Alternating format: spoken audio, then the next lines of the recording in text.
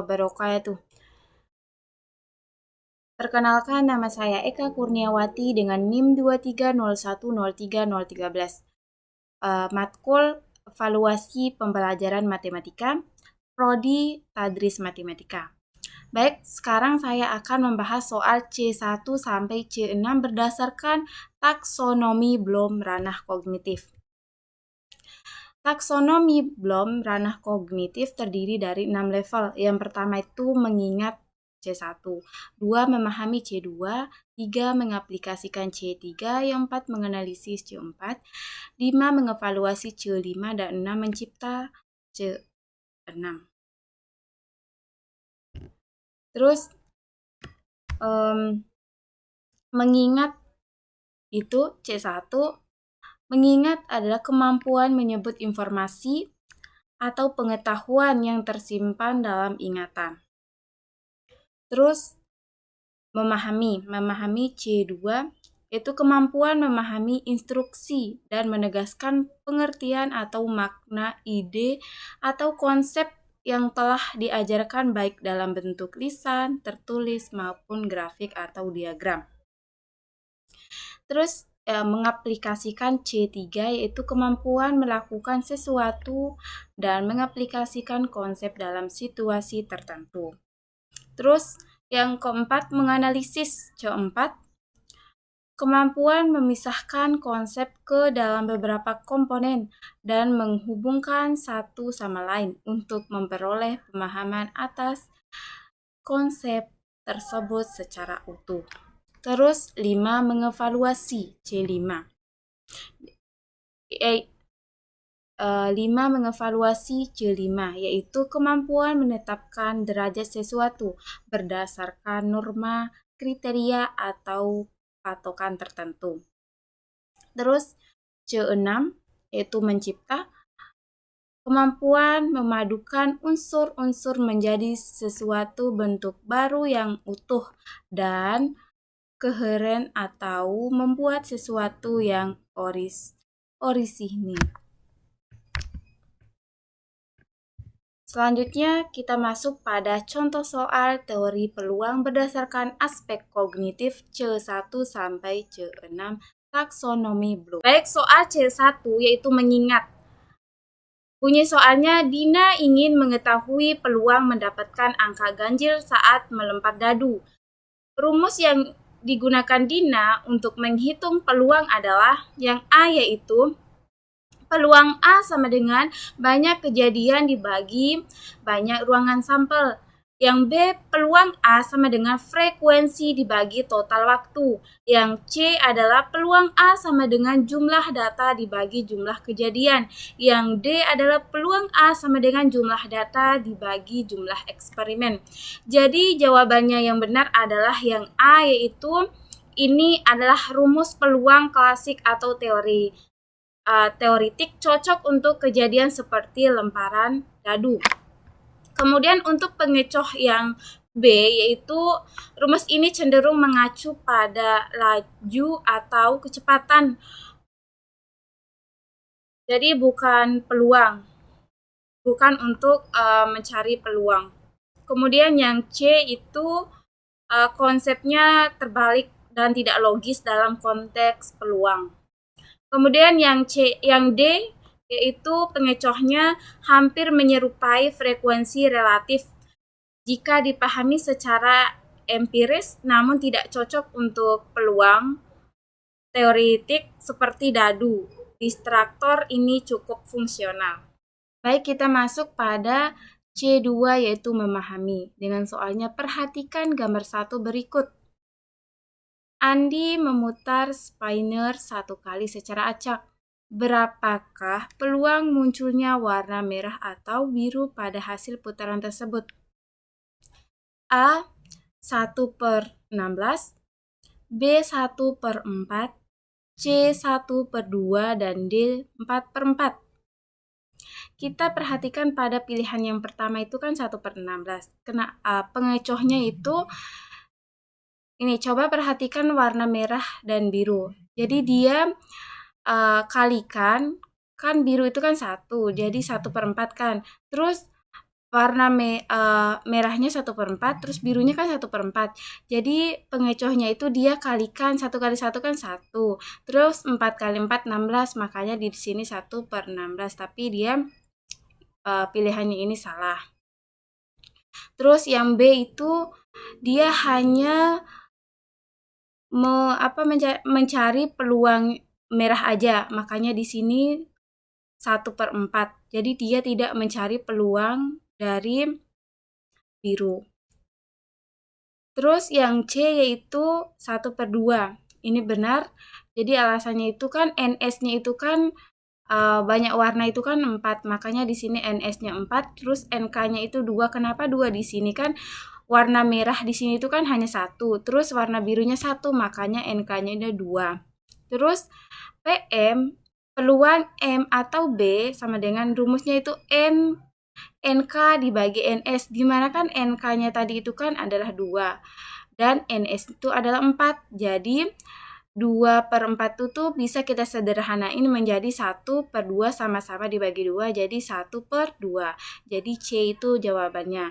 Terus yang D itu dia menjumlahkan semua warnanya.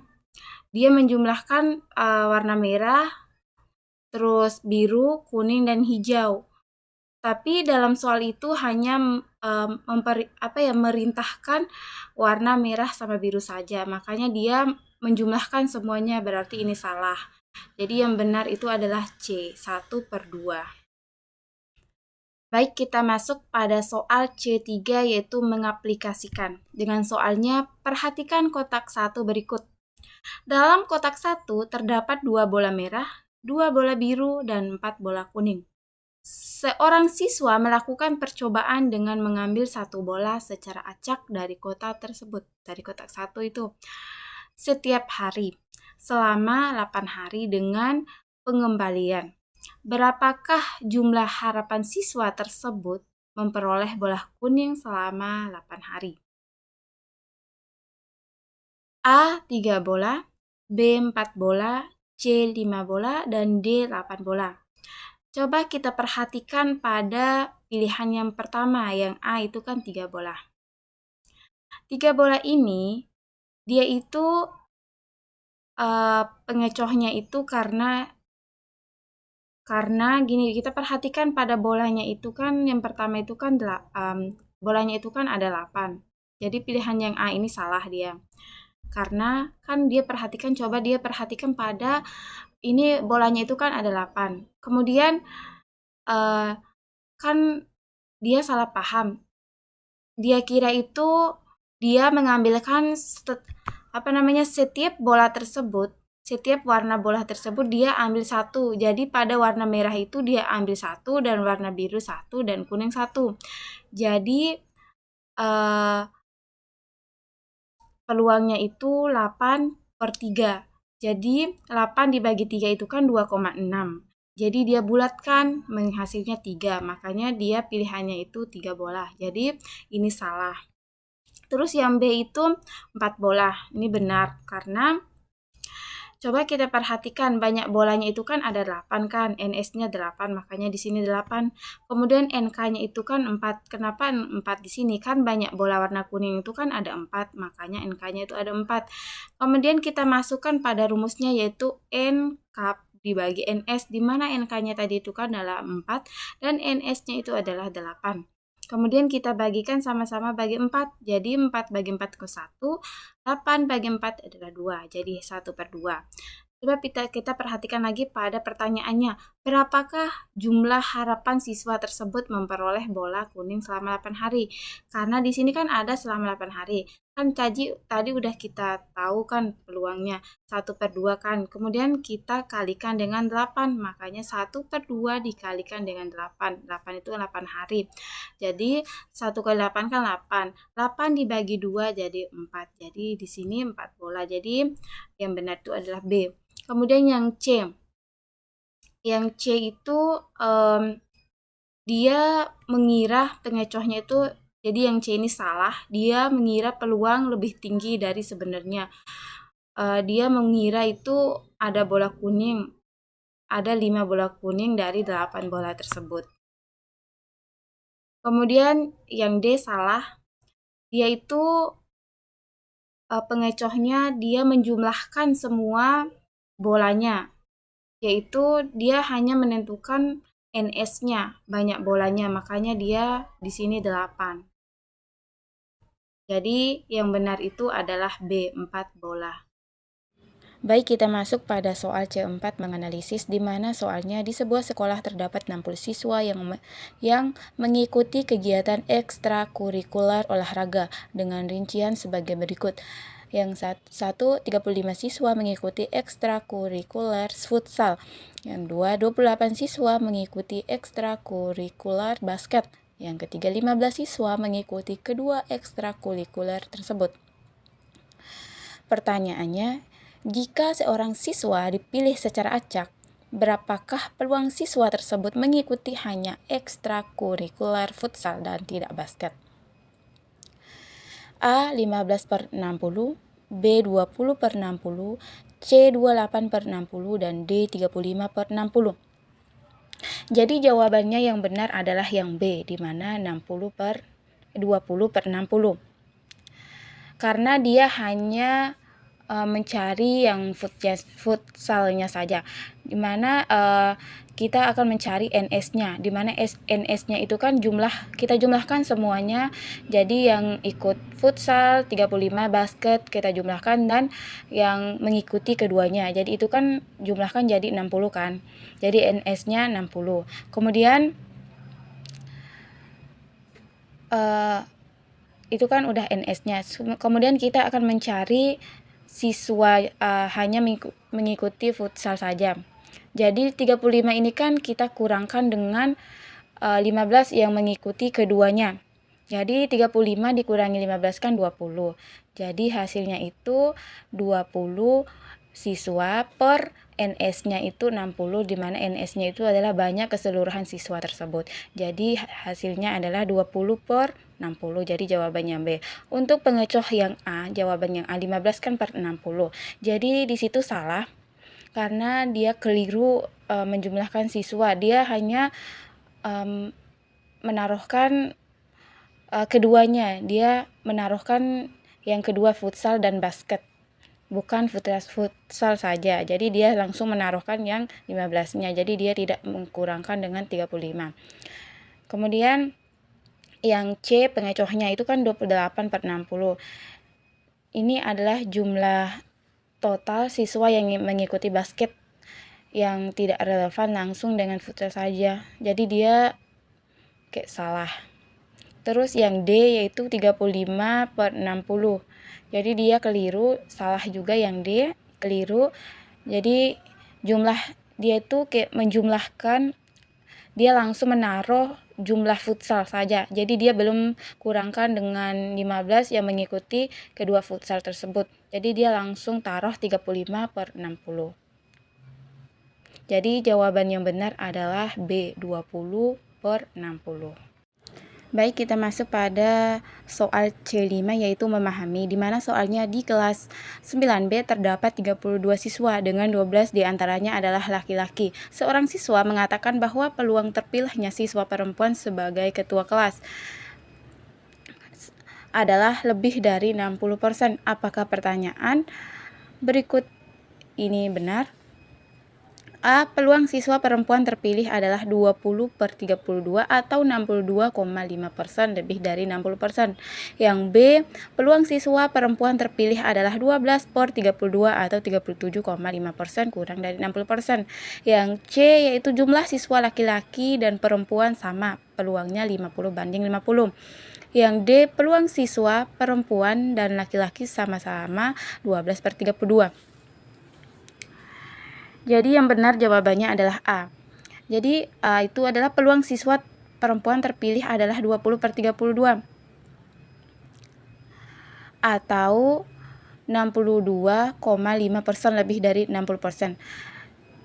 Dari mana kita tahu 20 itu? Jadi kan jumlah siswa itu kan 32. Jadi jumlah laki-laki itu kan 12. Jadi 32 ini bisa kita kurangkan dengan jumlah laki-laki supaya kita tahu berapa jumlah siswa perempuan tersebut. Jadi 32 ini kita kurangkan dengan 12, jadi hasilnya kan 20. Jadi 20 per 32, di mana 32 adalah jumlah keseluruhan siswa dan 20 itu adalah perempuan, jadi 20 per 32 atau 62,50%. Jadi dia lebih dari 60%. Kan di dalam soal itu kan yang perempuan itu kan lebih dari 60%, maka jawabannya itu benar. Terus yang B itu peluang siswa perempuan terpilih adalah 12 per 32. Yang ini seharusnya salah. Yang B itu salah karena yang 12 itu kan peluang laki-laki. Jadi dia salah dan dia kurang dari 60%, sedangkan dalam soal itu kan 60%. Jadi salah.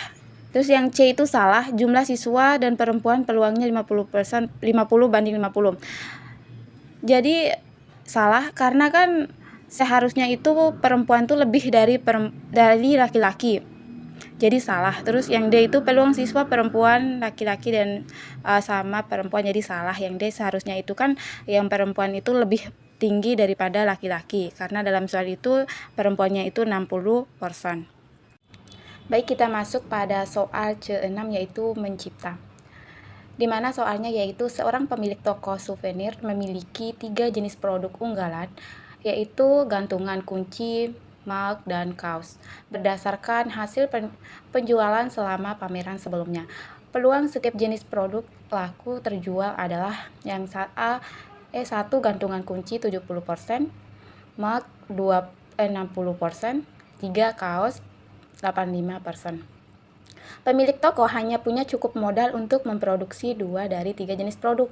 Rancangan dan pilih strategi produksi terbaik berdasarkan data peluang agar total produk yang mungkin laku sebanyak mungkin. Pilih jawaban yang menunjukkan kombinasi dengan peluang total tertinggi disertai alasan yang paling logis dan rasional. Manakah strategi produk terbaik yang dapat kamu rekomendasi kepada pemilik toko? A. Reduksi gantungan kunci dan mug karena biaya relatif murah dan peluang lakunya cukup tinggi. Yang B yaitu produksi mug dan kaos karena mug bisa dikombinasi dengan kaos untuk dijual sebagai paket. Yang C, produksi gantungan kunci dan kaos karena kombinasi ini memberikan peluang terjual paling tinggi dari semua pilihan. Yang D, produksi semua jenis secara seimbang karena peluangnya saling melengkapi dan semua produk berpotensi laku. Jadi jawaban yang benar adalah yang C, yaitu benar, peluang gabungannya yaitu 1,55 adalah yang tertinggi dan logis dipilih untuk memaksimalkan penjual.